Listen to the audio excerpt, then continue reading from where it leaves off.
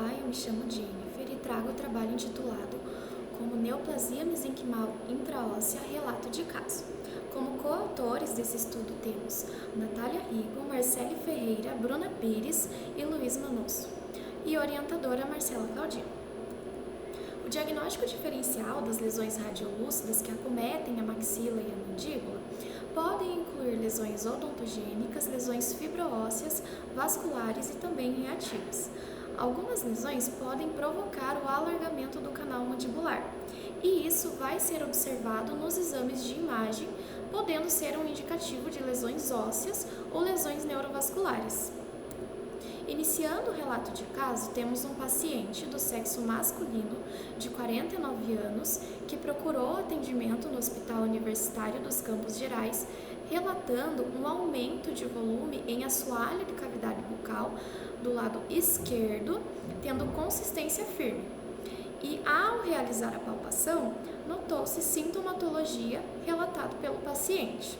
A primeira hipótese diagnóstica foi de uma lesão cística, já que o paciente apresentava uma radiografia panorâmica realizada anteriormente, há 4 anos atrás, que apresentava uma imagem radiolúcida unilocular com bordas bem definidas, tendo um formato circular, localizada nessa região de corpo mandibular esquerdo.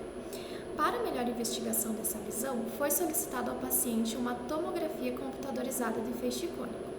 E nessa tomografia, olhando inicialmente aqui o exame 3D, a gente vê a localização dessa lesão em região mandibular esquerda, observando uma imagem hipodensa com bordas bem definidas envolvendo o canal mandibular, sendo observado isso aqui em corte sagital, em corte axial. E ao ocorrer o corte coronal, a gente consegue inicialmente observar a presença do canal mandibular, as corticais ali bem definidas, e em um certo momento a gente perde essa referência, não sendo possível observar os limites tomográficos desse canal.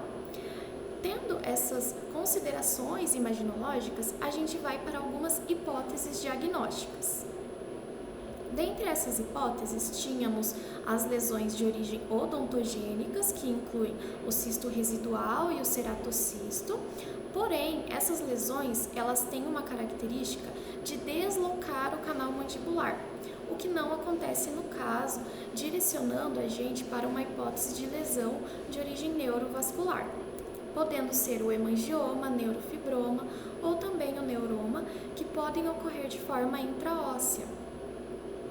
Esse paciente foi submetido à intervenção cirúrgica, realizando uma biópsia excisional, onde foi realizada uma enucleação e curetagem dessa lesão, e então o tecido foi para a análise histológica.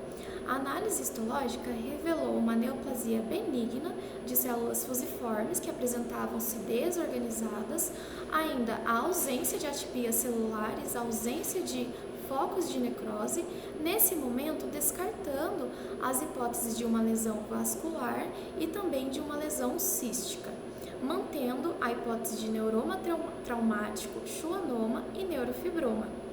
Para melhor análise desse tecido, ele foi submetido à análise imunohistoquímica, a qual revelou uma reatividade à proteína transportadora de glicose, que está presente no endotélio microvascular, que vai suprir os tecidos nervosos, e também uma positividade ao antígeno de membrana epitelial, revelando a origem desse tecido como uma origem epitelial.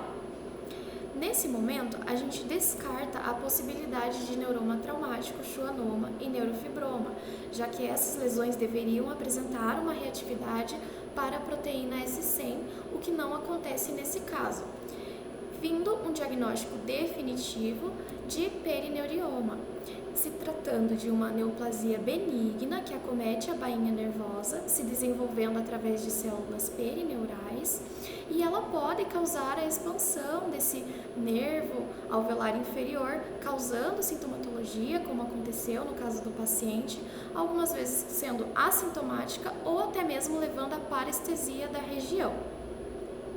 O perineurioma raramente acontece em cavidade oral, sendo um desafio no diagnóstico para o radiologista e para o clínico, destacando a importância importância da associação dos achados clínicos, imaginológicos e histopatológicos para um melhor plano de tratamento a esse paciente. Então, se trata de uma lesão rara em cavidade oral, principalmente ocorrendo de forma intraóssea associada ao nervo alveolar inferior, tendo poucos relatos em literatura. Essas foram as referências utilizadas no caso e eu agradeço a atenção de todos.